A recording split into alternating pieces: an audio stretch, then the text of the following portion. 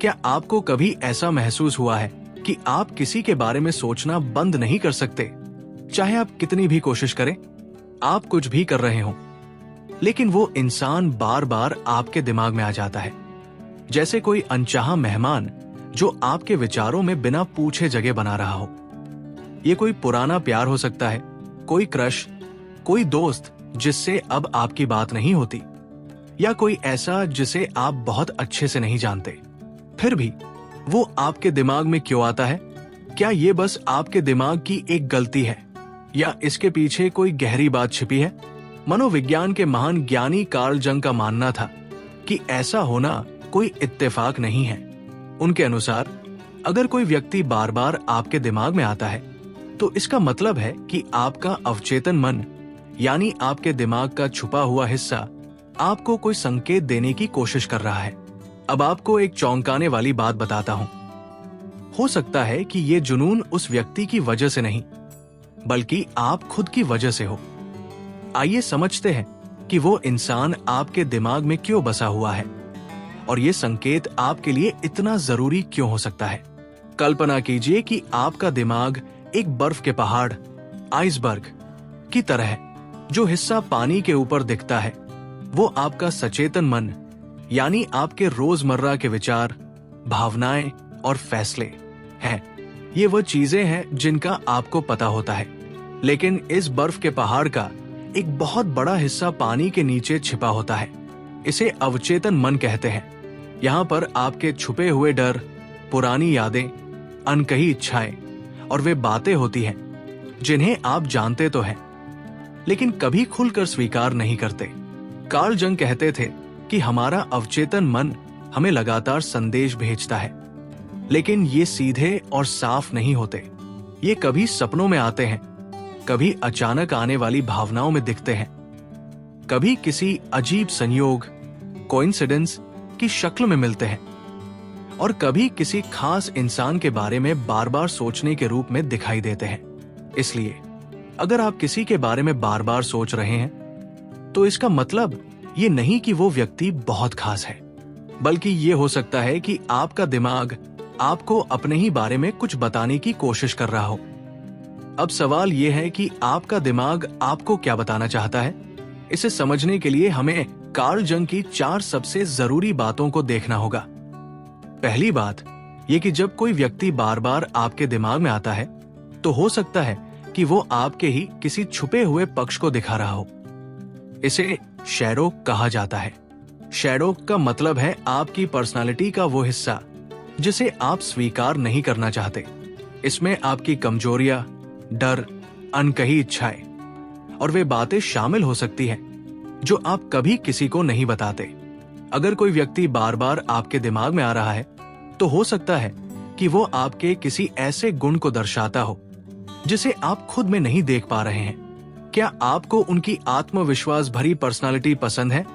हो सकता है कि आपके अंदर कहीं न कहीं असुरक्षा, इनसिक्योरिटी छिपी हो। क्या उनकी बेपरवाही या घमंड आपको चिढ़ाता है?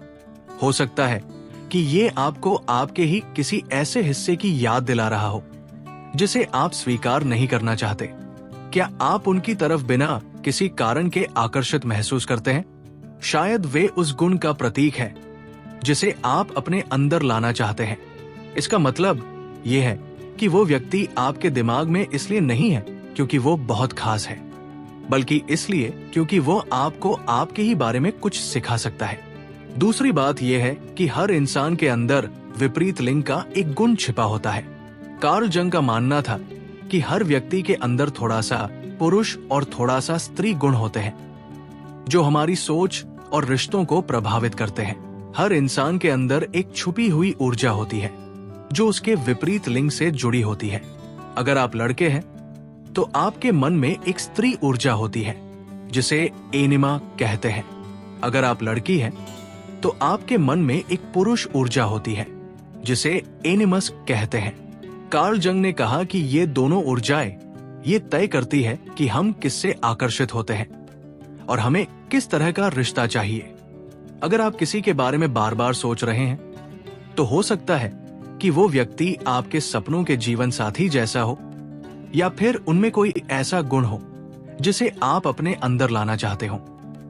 लेकिन कई बार ये आकर्षण असली नहीं होता। हम अपने मन में उनकी एक ऐसी छवि बना लेते हैं जो असल में होती ही नहीं। यही कारण है कि कभी कभी हम किसी साधारण व्यक्ति को भी बहुत खास समझने लगते हैं, सिर्फ इसलिए क्योंकि वे हमारे अंदर गहरी भावनाएं जगा देते हैं। जब ऐसा होता है तो हम उस व्यक्ति के लिए नहीं, बल्कि अपने ही अंदर के किसी छुपे हुए हिस्से के लिए आकर्षित होते हैं। अब सवाल आता है, क्या ये सिर्फ आकर्षण है या कुछ और? अब हम कार्ल जंग की तीसरी महत्वपूर्ण थ्योरी को समझते हैं, जिसे प्रोजेक्शन कहते हैं। प्रोजेक्शन जब हम अपने अंदर की बातें दूसरों पर डालते हैं। प्रोजेक्शन का मतलब होता है कि हम अपने ही विचार, भावनाएं और गुण दूसरों में देखने लगते हैं। यानी हम लोगों को एक शीशे, मिरर की तरह इस्तेमाल करते हैं, जिसमें हम अपने ही दिमाग के छुपे हुए हिस्सों को देख पाते हैं। इसी कारण कभी कभी हम किसी की हिम्मत और मेहनत से बहुत प्रभावित हो जाते हैं, क्योंकि कहीं ना कहीं हमारे अंदर भी वैसी हिम्मत छुपी होती है जिसे हम पहचान नहीं पा रहे होते। हमें कोई बहुत आत्मविश्वासी व्यक्ति परेशान करता है, क्योंकि हो सकता है कि हम अंदर से खुद को कमजोर महसूस कर रहे हों।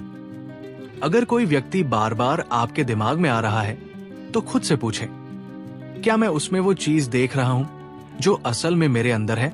अब हम चौथी और आखिरी थ्योरी को समझते हैं, जिसे सिंक्रोनिसिटी कहते हैं।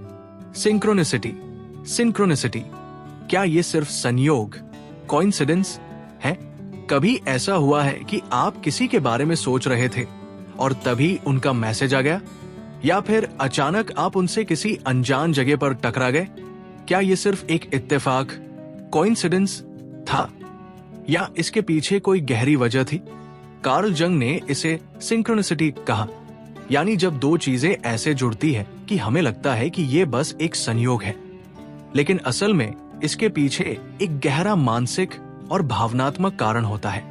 अगर कोई इंसान आपके विचारों में बार बार आ रहा है और फिर अचानक आपकी असली जिंदगी में भी सामने आ जाता है, तो ये आपके अवचेतन मन, सबकॉन्शियस माइंड का एक संदेश हो सकता है।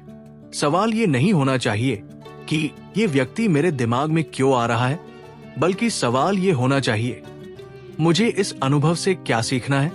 अब सवाल आता है, इस सोच से बाहर कैसे निकला जाए? अब जब आप कार्ल जंग की इन थ्योरीज को समझ गए हैं, तो अब आपको समझने की जरूरत है कि आपका दिमाग आपको क्या बताने की कोशिश कर रहा है। इस सोच से बाहर निकलने के लिए 3 जरूरी कदम उठाएं। 1. अपने विचारों को ध्यान से सुने। जब आप इस व्यक्ति के बारे में सोचते हैं तो कौन कौन सी भावनाएं महसूस होती हैं? क्या आपको आकर्षण महसूस हो रहा है, डर लग रहा है, गुस्सा आ रहा है, या कुछ और? 2. इन भावनाओं को समझें। खुद से पूछें, क्या ये सच में उस व्यक्ति के बारे में है, या ये मेरे अपने दिमाग के किसी छुपे हुए हिस्से का संकेत है? 3. इस जुनून को आत्मविकास में बदलें। उस व्यक्ति पर ध्यान देने की बजाय इन भावनाओं का इस्तेमाल खुद को बेहतर बनाने में करें। कार्ल जंग ने कहा था, जब तक आप अपने अवचेतन को समझते नहीं, ये आपकी जिंदगी को नियंत्रित करता रहेगा और आप इसे किस्मत कहेंगे। हो सकता है कि वो व्यक्ति सिर्फ एक आईना, मिरर हो, जो आपको आपके ही बारे में कुछ सिखाने की कोशिश कर रहा हो। जब आप इस संदेश को समझ लेंगे, तो या तो वो व्यक्ति आपके दिमाग से चला जाएगा, या फिर आप उन्हें एक नए नजरिए से देखने लगेंगे। तो अब आप क्या सोचते हैं? क्या कभी किसी इंसान के लिए आपका जुनून सिर्फ आपके अंदर के किसी छुपे हुए हिस्से का प्रतिबिंब, रिफ्लेक्शन था? क्या आप अब अपने अवचेतन के इन संकेतों को समझने के लिए तैयार हैं? हमें कमेंट्स में अपनी राय बताइए। इस वीडियो को शेयर करें ताकि और लोग भी खुद को बेहतर तरीके से समझ सकें। आपका समर्थन हमारे लिए बहुत मायने रखता है, और अगर आप हमारे काम को आगे बढ़ाना चाहते हैं तो नीचे दिए गए सुपर थैंक्स बटन से डोनेशन दे सकते हैं। हम इसके लिए हमेशा आभारी रहेंगे। अब हम अगले वीडियो में मिलेंगे।